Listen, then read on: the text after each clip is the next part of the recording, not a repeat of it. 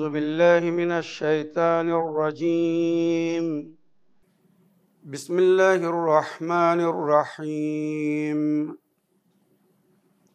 الحمد لله رب العالمين الصلاة والسلام والتحية والإكرام على الرسول الأنام خاتم النبيين رحمة للعالمين وعلى آله الطيبين الطاهرين الذين أذهب الله عنهم الرجس وطهرهم تطهيرا اللهم صل على محمد وآل محمد ولعنة الدائمة الباقية على أعدائهم ومنكر فضائلهم وغاصب حقوقهم أجمعين من يوم عداوتهم إلى قيام يوم الدين أما بعد عباد الله أوصيكم ونفسي بتقوى الله فإن التقوى خير الزاد وبها المعاد وتنفع يوم لا ينفع فيه مال ولا بنون إلا من أتى الله بقلب سليم وصلى الله على محمد وعلى آله الطيبين الطاهرين اللهم صل على محمد وآل محمد وعجل فرجهم আমার প্রিয় দর্শক ও শ্রোতাবৃন্দ আসসালামু আলাইকুম ওয়া রাহমাতুল্লাহি ওয়া বারাকাতুহু। আজ পবিত্র মুহররম মাসের প্রথম তারিখ, সুতরাং সর্বপ্রথম এই দুঃখ ও শোকের দিন উপলক্ষে আপনাদের সকলকে আন্তরিক সহানুভূতি ও সমবেদনা জানাই এবং আপনাদের সঙ্গে সঙ্গে যুগের ইমামের খিদমতে কারবালার শহীদদের শ্রদ্ধাঞ্জলি জানাই ও আপনাদেরকে এবং যুগের ইমামের খিদমতে এ বিষয়ে তাজিয়াত পেশ করি। আমার প্রিয় দর্শক ও শ্রোতাবৃন্দ,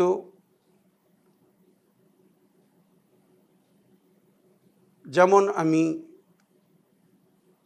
গতকালকের মজলিসে বলেছি বা উল্লেখ করেছি, মুহররমের এই 10 দিন বা 12 দিন তিজা পর্যন্ত যে মজলিসগুলো আমি পড়ব বা টেলিকাস্ট হবে, এই সমস্ত মজলিসে আমি যে বিষয়গুলি নিয়ে আলোচনা করব সেটা হচ্ছে ফি সাবিলিল্লাহ, আল্লাহর কিতাব কোরআনে মজিদে আমাদেরকে ফি সাবিলিল্লাহ কি কি করতে বলা হয়েছে।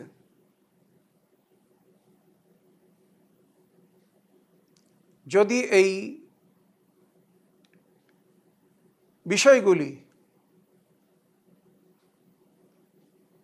জেনে বুঝে আমরা এর উপরে আমল করি,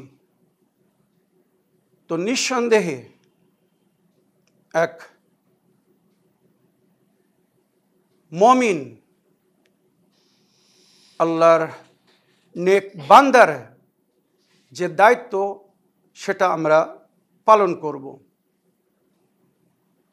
তাই আসুন দেখি কোরআনে আমাদেরকে ফি সাবিলিল্লাহ অর্থাৎ আল্লাহর পথে কি কি করতে বলা হয়েছে। আর প্রতিটি বিষয়ে আমি কোরআনের আয়াত থেকে সূত্র দিয়ে আলোচনা করব বা প্রমাণ করব। সুতরাং ফি সাবিলিল্লাহ আমাদেরকে যে কাজগুলো করতে বলা হয়েছে কোরআনের বহু আয়াতের মধ্যে যার জিকির হয়েছে সেটা হচ্ছে জাহেদু ফি সাবিলিল্লাহ, আল্লাহর পথে জিহাদ করো। হাজিরু ফি সাবিলিল্লাহ, আল্লাহর পথে হিজরত করো। জিহাদ ফি সাবিলিল্লাহ, হিজরত ফি সাবিলিল্লাহ। আনফিকু ফি সাবিলিল্লাহ, আল্লাহর পথে ইনফাক করো, আল্লাহর পথে খরচা করো, দান খয়রাত করো। কোথায় কিভাবে এর বিস্তারিত আলোচনা যেভাবে আয়াতের মধ্যে হয়েছে আপনাদের সামনে তুলে ধরব। কিতাল ফি সাবিলিল্লাহ, কাতিলু ফি সাবিলিল্লাহ, উকতুলু ফি সাবিলিল্লাহ, কুতিলু ফি সাবিলিল্লাহ, এইভাবে অনেক আয়াতের মধ্যে উল্লেখ হয়েছে। আল্লাহর পথে জীবন দান দাও, কাতল হও। কিভাবে কাতল হতে হবে এগুলো জানার প্রয়োজন আছে। ইন্নাল্লাহা লা ইউহিব্বুল মু'তাদিন, আল্লাহ অত্যাচারীদেরকে পছন্দ করেন না। কোনো নির্দোষ মানুষকে, নির্ভুল মানুষকে নির্দয়ভাবে হত্যা করা জায়েজ না। এগুলো জানতে হবে, মানতে হবে, বুঝতে হবে। কিতাল ফি সাবিলিল্লাহ কি,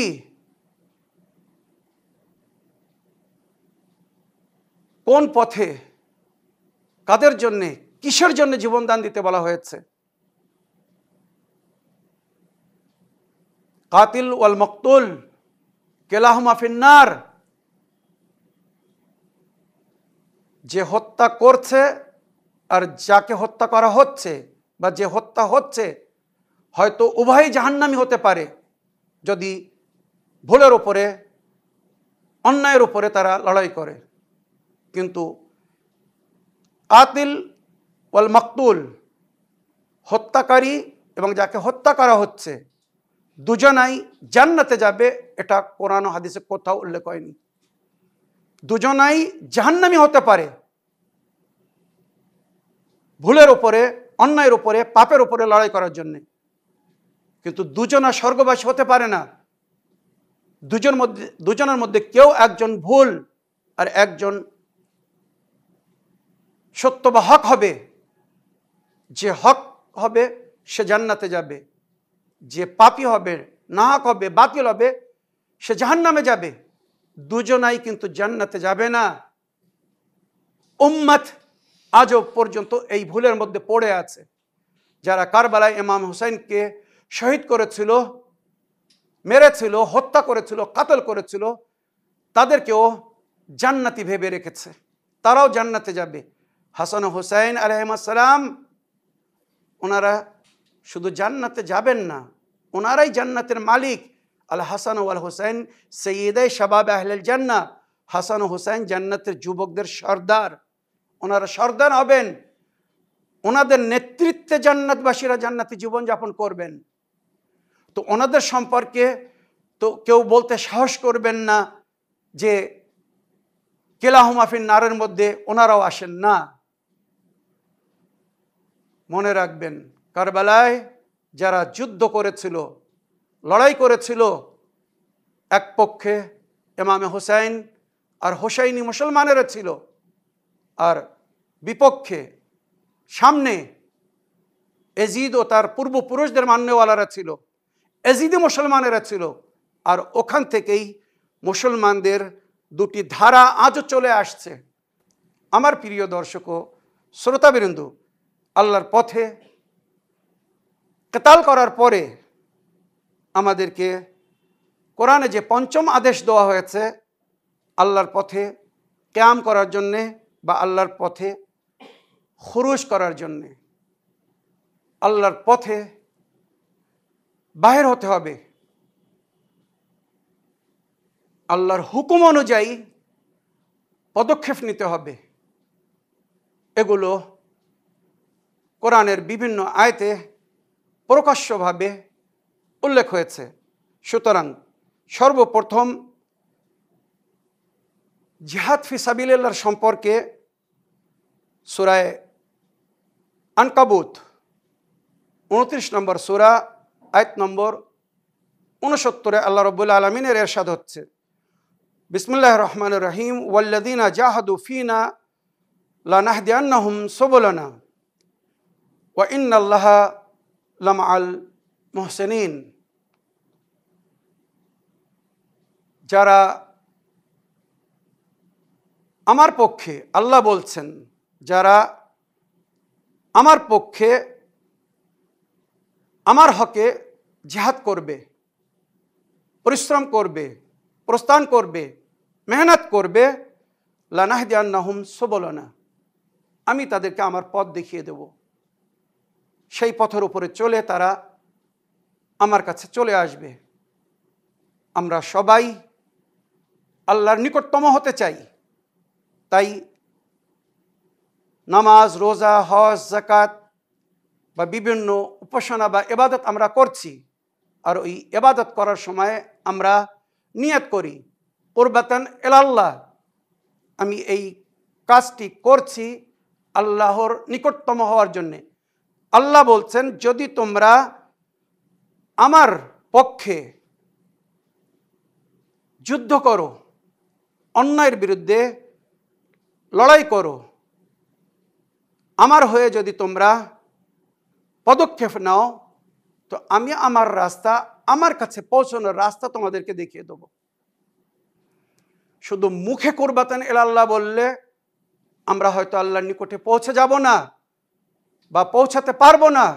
আমাদেরকে সেই পথ ধারণ করতে হবে, সেই পথের পথিক হতে হবে, যেটা আল্লাহর নিকটতম হওয়ার জন্য আল্লাহ আমাদেরকে দেখিয়েছেন, হেদায়েত দিয়েছেন।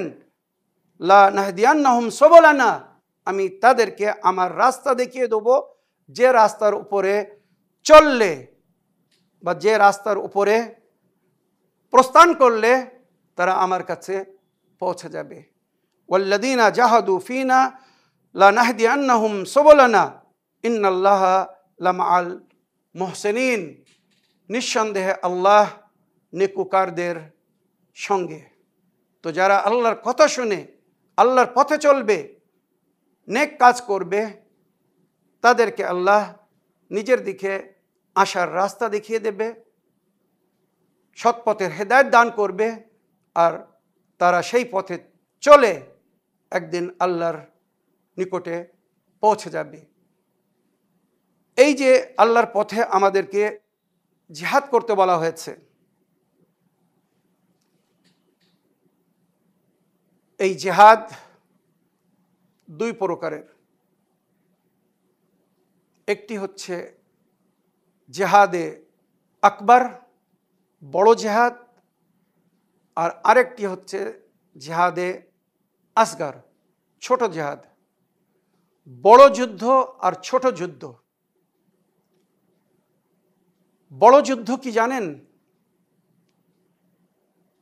কোরআন ও হাদিসে যার ব্যাখ্যা করা হয়েছে, তাফসিরের মধ্যে যার উল্লেখ হয়েছে, বা নবী নিজের হাদিসের মধ্যে নিজের বাণীতে যেটা বলেছেন, জিহাদ বিন নফস হচ্ছে জিহাদে আকবার। নিজের নফসের সঙ্গে লড়াই করা, নিজের সঙ্গে লড়াই করা, এটা হচ্ছে জিহাদে আকবার, বড় জিহাদ। আর তীর, তলোয়ার, হাতিয়ার দিয়ে বা ওয়েপন্স দিয়ে যে যুদ্ধের ময়দানে যুদ্ধ হয়, এটাকে জিহাদে আসগার বলা হয়েছে, ছোট যুদ্ধ। কেন নিজের নফসের সঙ্গে লড়াইকে জিহাদে আকবার বলা হয়েছে, বড় যুদ্ধ বলা হয়েছে, আর তার সওয়াব অনেক অধিক এবং বেশি বলা হয়েছে? এর কারণ হচ্ছে আমাদের মধ্যে সবাই, সমস্ত মানুষ যদি নিজের অন্যায়ের সঙ্গে নিজে লড়ত, অন্যের সঙ্গে লড়াইয়ের প্রয়োজন হতো না। নিজের নফসের সঙ্গে লড়াইকে জিহাদে আকবার, বড় যুদ্ধ এই জন্য বলা হয়েছে। আমরা সবাই যদি, সমস্ত মানুষ, সবাইকে বলা হচ্ছে, মুসলমান হোক আর নন মুসলিম হোক, সবাই যদি নিজের অন্যায়ের সঙ্গে নিজে লড়াই করত, নিজের ভুলের সঙ্গে নিজে লড়ত, নিজের পাপের সঙ্গে নিজে লড়ত, নিজের ভুলে নিজে সংশোধন করত, অন্যের সঙ্গে লড়াইয়ের প্রয়োজন হতো না। সবাই যদি নিজের বুরাইয়ের সঙ্গে, নিজের অন্যায়ের সঙ্গে লড়াই করে নিজেকে ভালো করত, সুন্দর করত, সমাজে বিশৃঙ্খলা ঘটতো না, অসামাজিক কাজ হতো না, অন্যায় হতো না, পাপ হতো না, কেউ কারোর বিরুদ্ধে যেত না, কেউ কারোর সঙ্গে লড়াই করতো না। জিহাদে আসগার, ছোট যুদ্ধের প্রয়োজনই হতো না যদি মানুষ জিহাদে আকবার, বড় যুদ্ধ, নিজের নফসের সঙ্গে যুদ্ধ করত, নিজের অন্যায়ের সঙ্গে, নিজের ভুলের সঙ্গে যুদ্ধ করত। মানুষ নিজের ভুলকে সংশোধন করছে না, নিজের সঙ্গে লড়াই করছে না বলে আজ ছোট যুদ্ধের, জিহাদে আসগারের প্রয়োজন হয়ে যাচ্ছে। যে জিহাদ, যে যুদ্ধ ভয়ঙ্কর রূপ ধারণ করছে, যার থেকে সবাই ক্ষতিগ্রস্ত হচ্ছে, সবাই পীড়িত হচ্ছে, বর্তমান পরিস্থিতি আপনাদের নজরের সামনে। আমি খুব বাস্তব নিয়ে এই 10 দিন আলোচনা করব, আর শুধু কোরআনের আয়াত থেকে আলোচনা করব, তাদেরকে বোঝানোর জন্যে যারা এখনো আল্লাহর কিতাবকে পড়ে বোঝার চেষ্টা করেনি বা করছে না, বা কিছুরা পড়ছে কিন্তু বুঝছে না। কিছু মুসলমানেরা পড়ছে, বুঝছে, কিন্তু তার উপরে আমল করছে না। তাই তারা জিহাদে আসগার করছে, যেখানে জিহাদে আকবার করার প্রয়োজন ছিল, যখন সেটাকে ত্যায্য করেছে, ছেড়ে দিয়েছে, তখন তাদের উপরে জিহাদে আসগার ফরজ হয়ে যাচ্ছে। আমার প্রিয় দর্শক ও শ্রোতাবৃন্দু, এই পবিত্র লড়াই, এই পবিত্র যুদ্ধ, যাকে ইসলাম জিহাদ নাম দিয়েছে, এর অর্থ, এর মানে বোঝার প্রয়োজন আছে। সমস্ত লড়াইকে জিহাদ বলা হয়নি। অন্যায়ের বিরুদ্ধে, পাপের বিরুদ্ধে, ভুলের সংশোধনের জন্যে, সমাজকে সুন্দর করার জন্যে, অন্যায় বা পাপ মুক্ত করার জন্যে, জুলুম ও অত্যাচারকে স্থগিত করার জন্যে, স্টপ করার জন্যে, বন্ধ করার জন্য যদি লড়াই লড়া হয়, এটাকে পবিত্র যুদ্ধ বলা হয়েছে। কিন্তু বিশ্বে কতজন, কারা এই যুদ্ধ লড়ছে? যারা বিশ্বে শান্তি চায়, সমাজে সৌন্দর্যতা বা সুষ্ঠুভাবে যাতে সবাই জীবনযাপন করতে পারে, সেটা চায়। এমন যোদ্ধা কারা? যারা জুলুম ও অত্যাচারের বিরুদ্ধে মজলুমদের হয়ে পদক্ষেপ নিচ্ছে। আফসোস, দুঃখের বিষয়, জালিমদের সহকারী, সাহায্যকারী, সহকর্মী বা সমর্থনকারীদের অভাব নেই, মজলুমদের সাথ দেওয়ার লোক খুব কম। মজলুমদের সঙ্গে যে দুর্ব্যবহার, দুরাচার, অন্যায়, অত্যাচার বা জুলুম, অনেক সময় ওই সমস্ত দৃশ্য দেখে অনেকেই জারো কাতার কেঁদেছে। আজ আপনাদের চোখের সামনে এগুলো ঘটছে। মিডিয়ার যুগ, সোশ্যাল মিডিয়ায় সেগুলো পোস্ট করা হচ্ছে, টেলিকাস্ট হচ্ছে, আপনারা দেখে দুঃখ পাচ্ছেন, কষ্ট পাচ্ছেন। তারপরেও উম্মতে মুসলিমা নীরব চুপচাপ সেই সমস্ত জুলুম হতে দেখছে, কিন্তু মজলুমদের পাশে দাঁড়াচ্ছে না, তাদের মদত করছে না, বরং তারা জালিমদেরকে সমর্থন দিচ্ছে। আজ থেকে 1400 বছর আগে কারবালার ঘটনায়ও এমন হয়েছিল। ওই কারবালা আমাদের জন্য আদর্শ উদাহরণ। আজ অনেকেই বলে সে সময় যখন নবীর নাতির ওপরে, নবীর বংশের ওপরে জুলুম হচ্ছিল, মুসলমানেরা কি করে চুপ থাকতে পারে? কি করে চুপ ছিল? 6 মাসের শিশু বাচ্চাকে যখন হত্যা করা হচ্ছিল, তার উপরে তীর চালানো হয়েছিল, মুসলমানেরা কি করে চুপ ছিল? তাদের উত্তর আজ তারা নিজেরাই পেয়ে যাচ্ছে।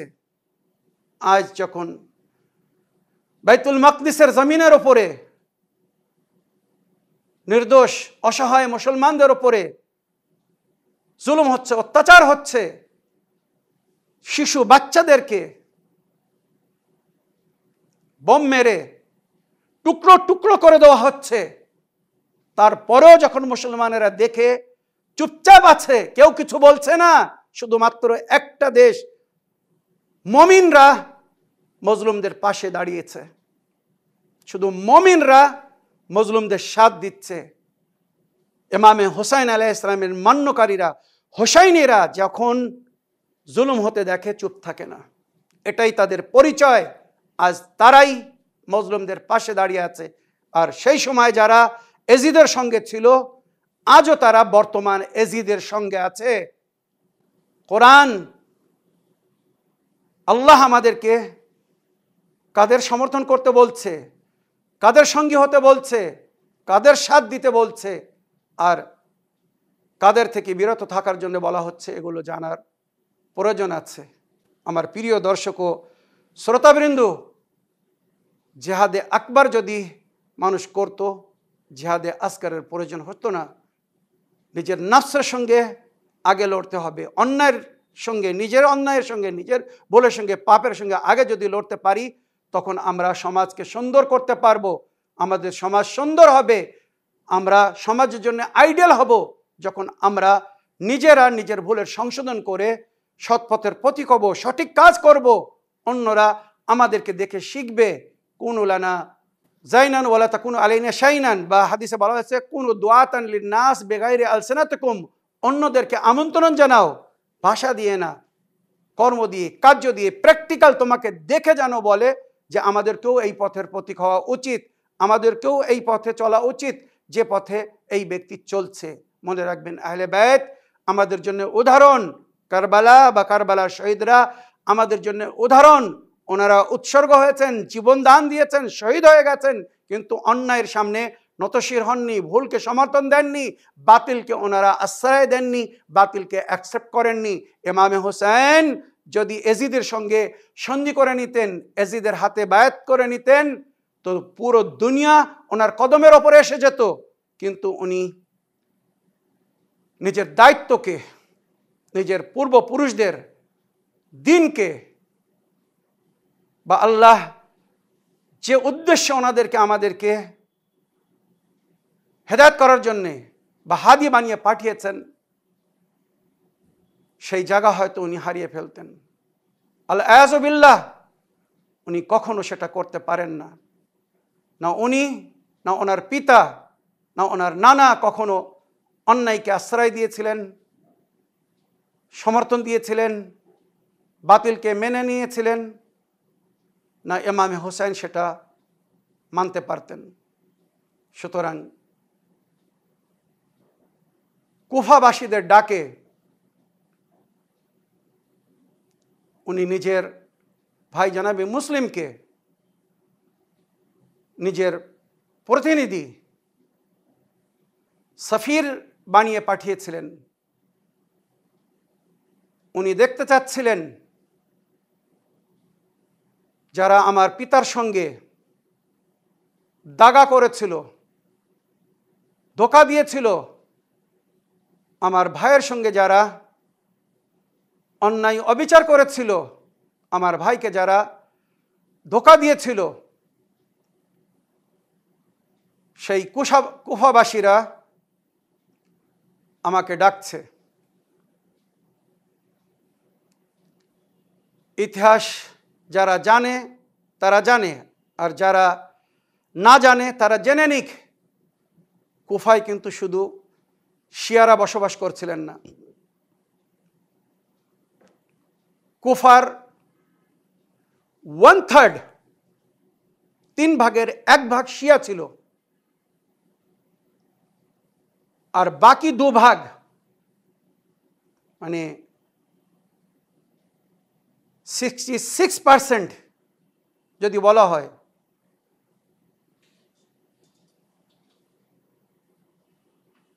(33% শিয়া ছিল, আর 66% তারা নবীর পরে এক লং পিরিয়ড যাদের রাজিত্ব ছিল, যাদের খেলাফতি চলছিল, তাদের অন্তর্ভুক্ত ছিল। যদি বিশ্বাস না হয় ইতিহাস তুলে দেখুন। ইমামে হুসাইন আলাইহিস সালাম জনাবে মুসলিমকে ওখানে পাঠিয়েছিলেন যাচাই করার জন্যে যে এরা যে আমাকে ডাকছে, মাওলা আপনি আসুন, স্টেপ নিন, পদক্ষেপ নিন। এজিদের বাপের সঙ্গে আপনার ভাই ইমামে হাসানের যে সন্ধি হয়েছিল তাতে প্রকাশ্য রূপে উল্লেখ আছে যে এজিদের বাপের পরে এই ইসলামিক স্ট্যাটাসের মালিক হবেন আপনি। আপনি কেন আসছেন না? আমরা এজিদের জুলুম, তার অত্যাচার আর সইতে পারছি না। মাওলা যদি আপনি না আসেন, আপনি পদক্ষেপ না নেন, আপনি না ওঠেন, তো কাল হাসরের ময়দানে আপনার নানার কাছে, আপনার পিতার কাছে, আল্লাহর দরবারে আপনার বিরুদ্ধে আমরা নালিশ করব। ইমামে হুসাইন আলাইহিস সালাম তাদেরকে জানতেন, তবুও পুষ্টি করার জন্য নিজের ভাই মুসলিমকে কুফায় পাঠিয়েছিলেন, যাও ওখানে আমার জন্যে বায়াত নাও, যদি তারা সবাই তোমাকে সমর্থন জানায়, তুমি যদি চিঠি লেখো আমি চলে আসব। জনাবে মুসলিম যখন কুফায় পৌঁছেছিলেন, ইতিহাস হিসাবে 12, 16 এবং 18,000 কুফাবাসীরা জনাবে মুসলিমের হাতে বায়াত করে ইমাম হোসেন আলাইহিস সালামকে সমর্থন জানিয়েছিল। কিন্তু সময়ের সঙ্গে এমন একটি পরিবর্তন আসলো, তারা যারা বায়াত করেছিল এজিদের ভয়ে, ওবায়দুল্লাহ ইবনে জিয়াদের ভয়ে বা কিছু লোভ লালসায় বায়াতকে ভঙ্গ করে দিল। শুধু যারা পিওর শিয়া ছিল, খাঁটি মুমিন ছিল, তাদের মধ্যেই কিছু ইমামে হুসাইনের জন্য যারা জনাবে মুসলিমের হাতে বায়াত করেছিল, বায়াতকে ভঙ্গ করেনি। তাই কারবালার শহীদদের মধ্যে যে 72টি নাম আছে, বা কারবালায় গঞ্জে শহাদায় যে 110টি নাম লেখা হয়েছে শহীদদের, অধিকাংশ কুফাবাসীরা ছিল। কুফার শিয়ারা সবাই বেওয়াফা ছিল না, হয়তো কিছুরা মজবুর ছিল। এই হকিকতে, এই বাস্তব যেটা আপনাদের সামনে তুলে ধরলাম, এর যাচাই করে দেখুন। কিন্তু অন্যরা যারা জুলুম, অত্যাচার থেকে পীড়িত হয়ে ভাবছিল ইমাম হোসেন আলাইহিস সালামের বায়াত করলে আমরা এজিদের জুলুম থেকে রক্ষা পাবো, কিন্তু দুনিয়ার লোভ লালসায় বা এজিদের ভয়ে তারা আবার বায়াতকে ভঙ্গ করে দিয়েছিল। আর জনাবে মুসলিমকে ওবায়দুল্লাহ ইবনে জিয়াদ তাদের মাধ্যমেই ষড়যন্ত্র করে শহীদ করে দিয়েছিল। জানাবে মুসলিম অসহায় হয়ে গিয়েছিলেন, দুপুরে নামাজ পড়াচ্ছিলেন, মসজিদ ভরে ছিল। মাগরিবের যখন নামাজ পড়াতে গিয়েছেন, অর্ধেক মসজিদ খালি।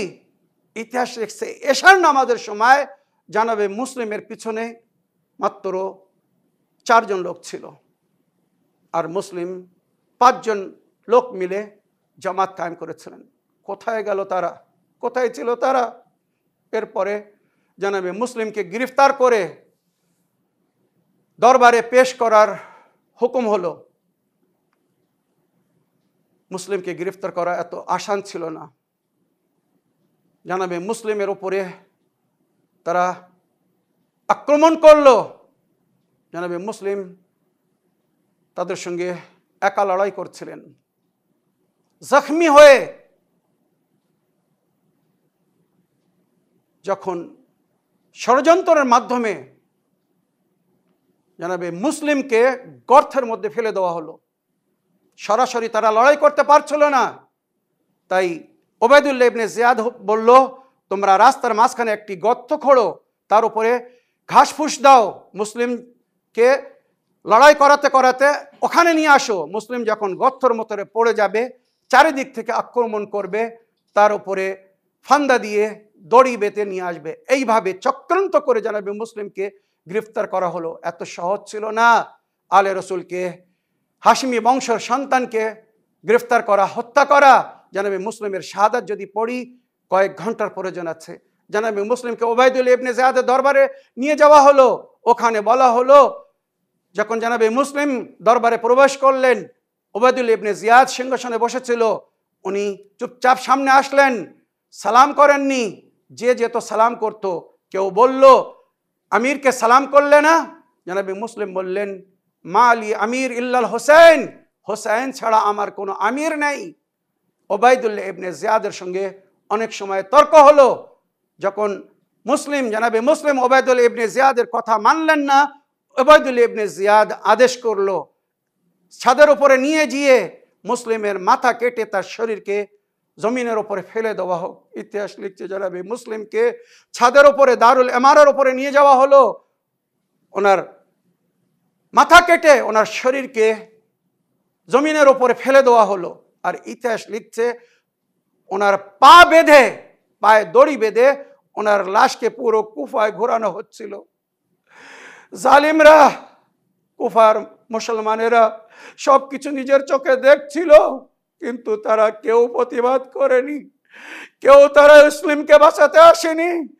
আজ যখন জুলুম হচ্ছে, অত্যাচার হচ্ছে, মুসলমান নির্দোষ দেশকে মারা হচ্ছে, দুনিয়া ওইরূপ চুপচাপ দেখে যাচ্ছে, চুপচাপ হয়ে আছে, তারা তামাশা দেখছে।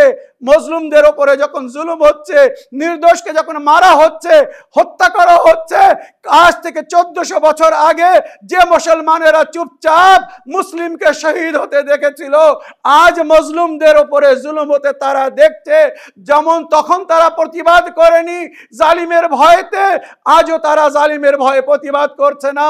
যেমন তখন তারা কোনো পদক্ষেপ নেয়নি, সত্যকে, হককে সমর্থন জানায়নি, আজও সেই এজিদি মুসলমানেরা সত্যকে সমর্থন দিচ্ছে না, হকের পাশে যাচ্ছে না, তারা বাতিলের সামনে চুপ হয়ে আছে।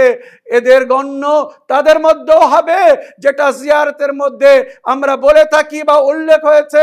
আল্লাহর অভিশাপ হবে তাদের উপরে যারা কারবালায় ইমামে হোসেনের উপরে জুলুম করেছিল, তার পরিবারের উপরে জুলুম করেছিল, যারা জায়গা দিয়েছিল, যারা সমর্থন জানিয়েছিল, এবং এই ঘটনা শোনার পরে আজও যারা রাজি, আজও যারা সেই ঘটনা থেকে রাজি, এদের সকলের উপরে আল্লাহর অভিশাপ হবে।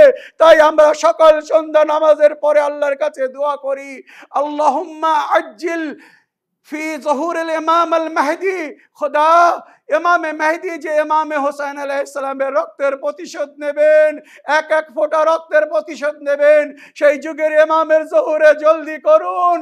আর যারা সেই সঙ্গে সেই জুলুমের উপরে আজও রাজি বা খুশি হয়ে আছে, এরা সকলেই এজিদিদের সঙ্গে ইমামে জামানা আলাইহিস সালামের তলোয়ারের শিকার হবে।